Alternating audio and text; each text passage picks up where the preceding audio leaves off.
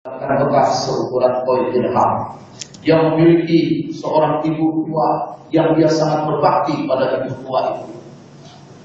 Nah, kalaupun si Uwais itu bersumpah demi Allah, berdoa karena Allah, Allah akan langsung kabulkan doanya. Fa in istata'ta, jika di antara kalian ada yang bisa ketemu dengan Uwais itu, mintalah, mohon diampunkan, diistighfarkan kepada Allah. Minta. Maka Umar berkata, fastaghfirli, istighfarkan aku hai Uwais. Ya, fastaghfirli, mohonkan ampunan untukku wahai Uwais, kata Umar. Umar yang kepala negara, dan Uwais kemudian memohonkan ampunan. Kemudian aina turid, dari Madinah ini kamu mau kemana? Mau ke Kufah. Karena Umar kepala negara, kalau begitu aku tulis saja kepada pejabat-pejabat gubernurku di Kufah supaya menyediakan tempat tinggal buat kamu. Oh jangan, tidak usah. Aku tidak mau merepotkan manusia. Biar aku jalan sendiri. Pergilah dia ke Kufah. Kufah itu di Irak. Jauh perjalanan beberapa bulan di sana. Beberapa tahun berikutnya datanglah seseorang. Nah, datanglah orang-orang dari Kufah, dari Persia itu, rombongan orang-orang berhaji, termasuk seseorang para bangsawannya, Ashrafihim, bangsawan orang-orang kaya di sana. Maka Umar bertanya, kamu dari Kufah ya, dari Irak? Iya.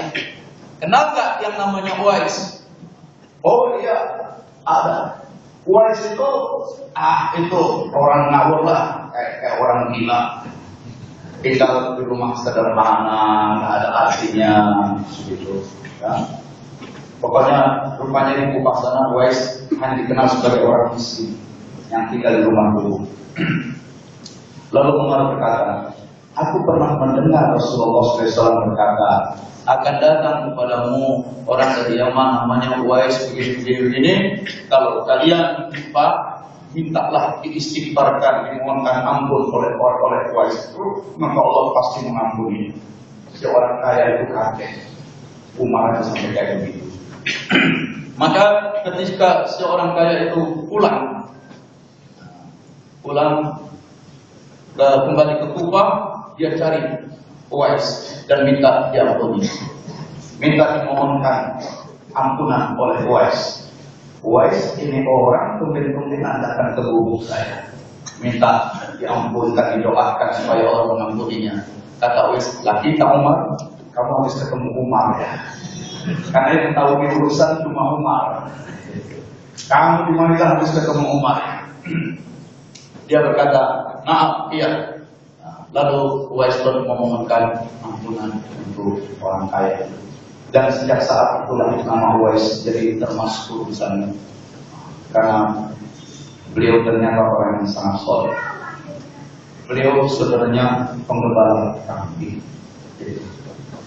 Nah, saudara sekalian, kita tahu ketika Rasulullah SAW berdakwah, Rasulullah menyampaikan misi yang Allah sampaikan melalui Jibril sampaikan kepada Rasulullah, dan Rasul lanjutkan tugas itu kepada orang-orang yang sezaman, hidup sezaman dengan beliau, sudah mau menjadi muslim, bisa berjumpa langsung dengan Rasulullah. Maka Rasulullah pun jalankan tugas yang di dalam surat Al-Baqarah ayat 151.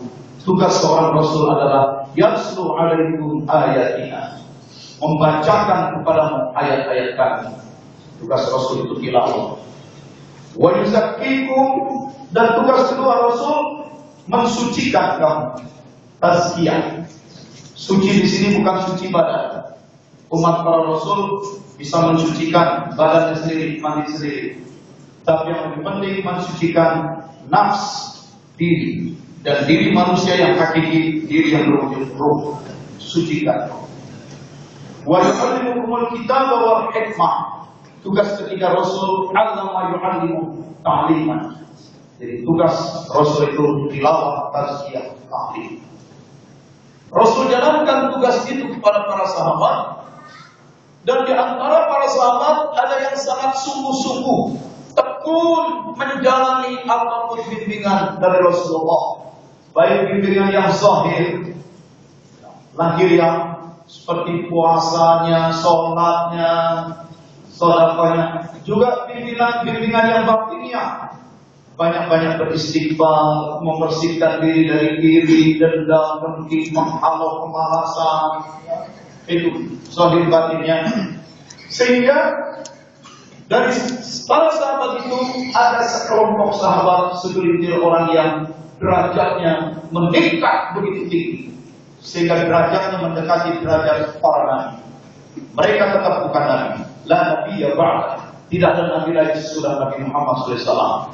Tapi karena mereka begitu tekun mengikuti bimbingan Rasulullah SAW, dan karena Nabi Muhammad SAW adalah insan kamil, manusia sempurna, guru sempurna, maka wajar di antara murid lahir murid yang juga unggulan. Dari guru yang super unggul, wajar lahir murid yang unggul. Segelintir murid yang derajatnya mendekati derajat kenabian.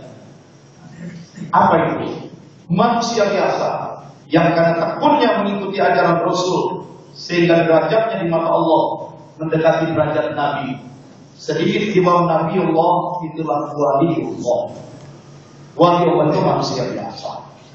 Umar bin Khattab itu waliullah, Abu Bakar As-Siddiq itu waliullah.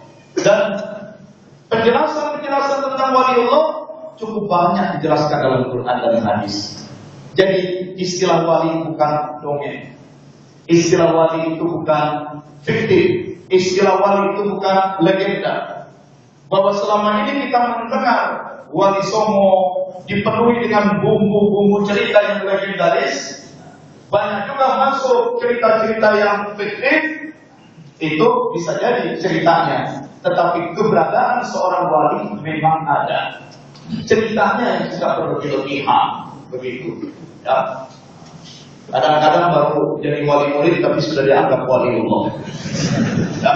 Ceritanya yang berlebihan, tapi keberadaan wali memang ada. Dan itu adalah segelintir manusia yang kepahamannya terhadap Allah, kepahamannya terhadap agama sangat mendalam. Kepahamannya terhadap agama sangat mendalam. Bagaimana mungkin mereka bisa memiliki kepahaman yang sangat mendalam? Kita tahu yang namanya ilmu itu sumbernya adalah dari Allah. Yang namanya ilmu sumbernya itu dari Allah. Kita lihat sebentar.